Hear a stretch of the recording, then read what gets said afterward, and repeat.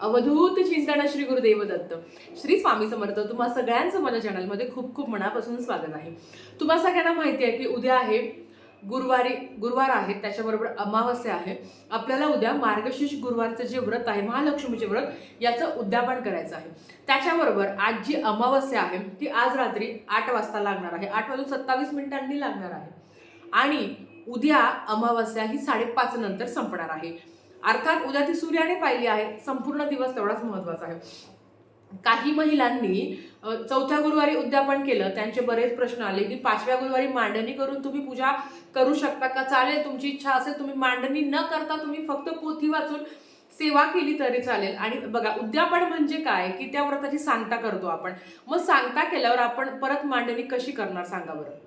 ज्यांना करायचं आहे त्यांनी करावं, पण मी फक्त सांगेल तुमची इच्छा आहे की, अर्थात हा सुद्धा मार्गशीर्षचा गुरुवार आहे, काही कारणांमुळे किंवा काही बंधनांमुळे जर तुम्ही अर्थात उद्यापन मागच्या गुरुवारी केलं असेल तर ह्या गुरुवारी पण म्हणजेच उद्या तुम्हाला उपवास करायचा आहे, वाचायचा आहे, प्लीज मांडणी करू नका.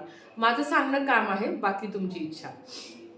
आता त्याच्याबरोबर अमावस्या पण आहे, म्हणून या दिवसाला खूप महत्व आहे की गुरुवार असल्यामुळे आपल्या गुरूंचा वार, त्याच्यामध्ये मार्गशीर्ष महिन्याचं आपल्याला उद्यापन करायचं आहे, म्हणजे माता लक्ष्मीची सेवा. आणि अमावस्या हा दिवस घरातली दरिद्री नकारात्मकता जाऊन आपल्या घरात लक्ष्मी प्राप्ती व्हावी, आपल्या घरात सगळं सुख समृद्धी वैभव नांदावं, म्हणून आपल्याला हा दिवस, उद्याचा दिवस अतिशय महत्वाचा आहे.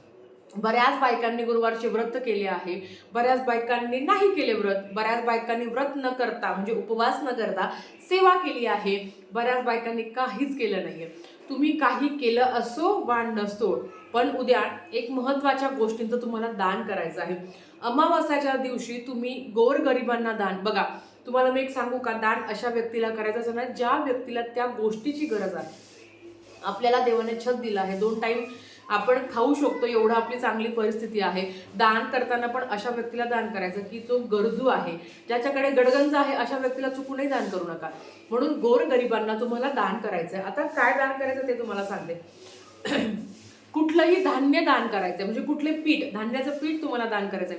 मग तुम्ही ज्वारीचं करा किंवा तुम्ही आपले जे गहू आहे, गव्हाचं पीठ ते तुम्ही दान करू शकता. बाजरीचं पीठ तुम्ही दान करू शकता.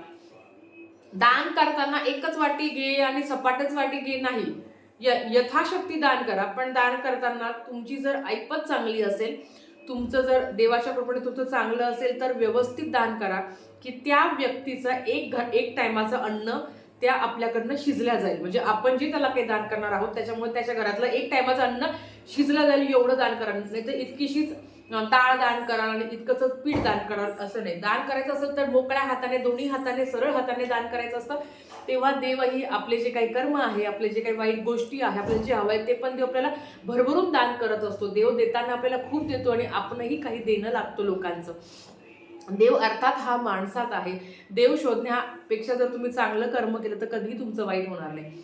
म्हणून तुम्हाला काय करायचं आहे, गव्हाचं पीठ, ज्वारीचं पीठ तुमच्या यथाशक्ती गोरगरिबाला दान करायचं आहे. लक्षात घ्या, गव्हाचं किंवा ज्वारीचं दोघांपैकी एकच पीठ तुम्हाला दान करायचं. गहू, ज्वारी, बाजरी जे असेल ते तुम्हाला दान करायचं. कुठल्याही प्रकारची डाळ दान करायची. डाळ सगळ्यांना माहिती आहे. आता डाळ काय दान करायची, मग तुम्ही तुरीची करा, तुम्ही मुगाची करा, तुम्ही हरभऱ्याची करा. तुमच्या घरात जी डाळ अवेलेबल आहे किंवा जी डाळ तुम्ही स्वतः खरेदी करू शकता. आता किती दान करायची हे यथाशक्ती तुम्हाला सांगेल. वाटीभर करा, आतपाव करा, पावशर, छटाक तर करूच नका, पावशर करा की जेणेकरून समोरच्याचा पण घरात तेवढं होईल. आणि तुम्हाला मीठ दान करायचं आहे. अमावस्याच्या दिवशी तुम्हाला मीठ दान करायचं आहे. तुम्ही बऱ्याच वेळा बघितलं असेल की लक्ष्मी पूजनाच्या दिवशी म्हणजेच दिवाळीच्या दिवशी लोक मीठ खरेदी करतात. लोक जिथे आपण मांडणी करत असतो तिथे ते मीठ ठेवत राहतात, त्या मीठाची पण पूजा करत असतात. कारण माता लक्ष्मीला मीठ देखील अतिशय प्रिय आहे. जेव्हा समुद्र मंथन झालं होतं तेव्हा माता लक्ष्मी बरोबर मीठ सुद्धा आलं होतं. तर ती गोष्ट माता लक्ष्मीला अतिशय प्रिय आहे. म्हणून सांगते, तुम्हाला काय करायचं, एक मिठाची पिशवी, पॅकेट तुम्हाला दान करायचं आहे. लक्षात घ्या, काहीही करता नाही आलं, सेवा नाही करता आली, आता मासिक धर्म असल्यावर अर्थात तुम्ही दान करू शकता का? बऱ्याच कमेंट्स येतात की ताई आम्हाला दान करायचं आहे, मासिक धर्म असला, तुमच्या घरातल्या कोणीही दान केलं तरी हरकत नाही. आणि खरंच जर तुम्हाला मासिक धर्म असेल, घरात कोणी करणार नसेल, तुम्ही दान करू शकता. शेवटी मासिक धर्म हा देवानेच आपल्यासाठी दिलेला आहे, ते वाईट नाहीये. आपलं शरीर तेवढं आहे बघा, सगळ्यात महत्त्वाचं तुमचं मन साफ पाहिजे. शरीर साफ व्हायला काही वेळ लागत नाही. थोडंसं फेस पॅक लावला, कॉम्पॅक्ट लावलं की आपण छान दिसतो, पण आतली शुद्धता तेवढीच महत्त्वाची असते. म्हणून तुम्हाला सांगते, जर तुमच्या घरात कोणीतरी दुसरं दान करणारं असेल तर त्यांना करू द्या. तुम्हाला करायचं असेल तुम्ही पण दान करू शकता. पण ते सांगते की प्रत्येकाच्या घरात आता आता बऱ्याच घरात असं आहे की मासिक धर्म आल्यावर 4 दिवस बाजूला ठेवल्याच जातं. मग त्यांच्या घरात आपण आपण कसं काय दान करणार ना? आपल्याला मासिक धर्म आला, आता त्यांच्या घरात काय आहे आपल्याला माहिती नाही. आणि गरीब लोक, तुम्हाला सांगू का, बऱ्याच कमेंट्स येतात की अमावास्याच्या दिवशी नाही कोणाला काहीतरी दिलं तर त्यांना त्यांना फार संशय येतो की बापरे यांनी का दिला असेल. पण खरं सांगू का, ज्याला अन्नाची गरज असेल ना तो कुठलाही संशय घेत नाही. ज्याला 2 टाइम खायचं पडलेलं असतं तो कुठलाही संशय नाही घेत की याने मीठ का दिलं, याने मिरची का दिली, याने लिंबू का दिलं. नाही, त्याचं फक्त एक असतं की माझं आजचं भागलं. म्हणून मी आधीच सांगितलं की दान करताना अशा व्यक्तीला दान करायचं असतं की ज्याचा त्याला खूप फायदा होईल. उद्या आपण उपाय करणार आहोत. आता हे दान का करायचं असतं ते तुम्हाला सांगते. पितृदोष, आर्थिक प्रॉब्लेम आहे, घरात सगळं आहे, सुख नाहीये, घरात मुलाचं वडिलांचं जमत नाही, घरात सतत भांडण, घरात पैसा येत नाही, कितीही देवाची सेवा करा तरी सक्सेस मिळत नाही, तुम्ही खूप कष्ट करत आहात तरी तुम्हाला सक्सेस मिळत नाही, हे सगळं कारण असं ते पितृदोषाचं. ह्या पितरांच्या स्मरणार्थ आपल्याला ह्या गोष्टी, ज्याला आपण शिदा म्हणतो, त्या दान करायच्या असतात. यथाशक्ती तुम्ही अन्नदान करू शकता, हरकत नाही. पण ह्या 3 गोष्टी जर तुम्ही उद्या दान केल्या तर खूप जास्त प्रमाणात फरक पडेल.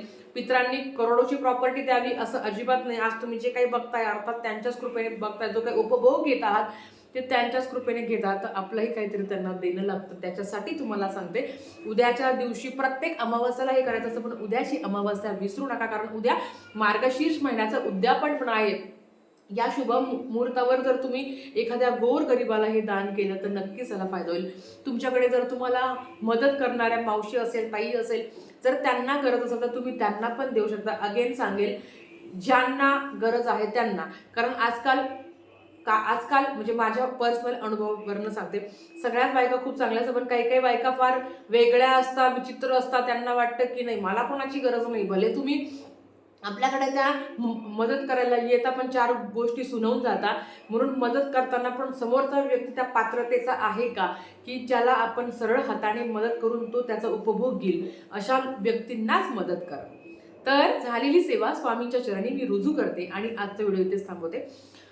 व्हिडिओ आवडला असेल तर लाईक, शेअर, सबस्क्राईब करा. जे काय दान करायला सांगितलं तर तुम्ही दिवसभरात कधी पण दान करू शकता. श्री स्वामी समर्थ.